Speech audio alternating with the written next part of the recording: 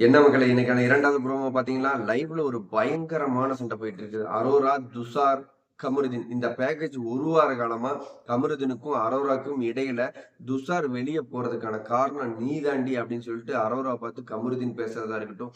அப்ப நீ வந்து ஏன் இவ்வளவு தூரம் என் கூட சுத்திட்டு இருந்துட்டு, இவ்வளவு நாள் சொல்லாத நீ ஏன்டா இப்ப சொல்ற அப்படிங்கிற மாரி போன வாரமே ஒரு சண்டை போயிட்டு இருக்குது.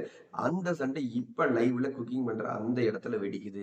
மீண்டும் வந்து கமருதீன் துஷார் மாதிரி ஒரு நல்ல பையனை பிக் பாஸ் விட்டு துரத்துனதே நீதாண்டி அப்படின்னு சொல்லி பேசுறதா இருக்கட்டும்.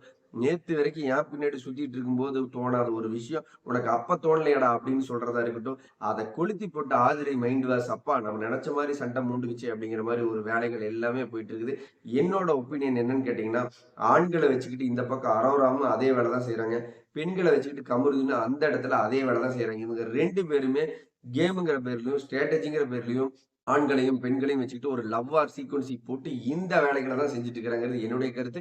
இந்த வீடியோ பார்த்துட்டு இருக்கிற நீங்க கமெண்ட்ல சொல்லுங்க. பிக் பாஸ் வீட்டுக்குள்ளார அரோரா கமருதீன் இந்த காதல் ஸ்ட்ராட்டஜிங்கிற பேர்ல பண்றத பார்க்கவே முடியல, சகிக்கவே முடியல. இவங்க எல்லாருமே இதே வேலைகளை தான் பண்றாங்க.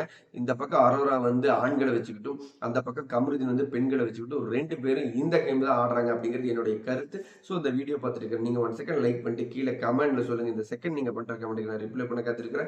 பிக் பாஸ் பத்தின லைவ் அப்டேட்ல அடுத்தடுத்த வீடியோல சந்திக்கலாம். பாய்.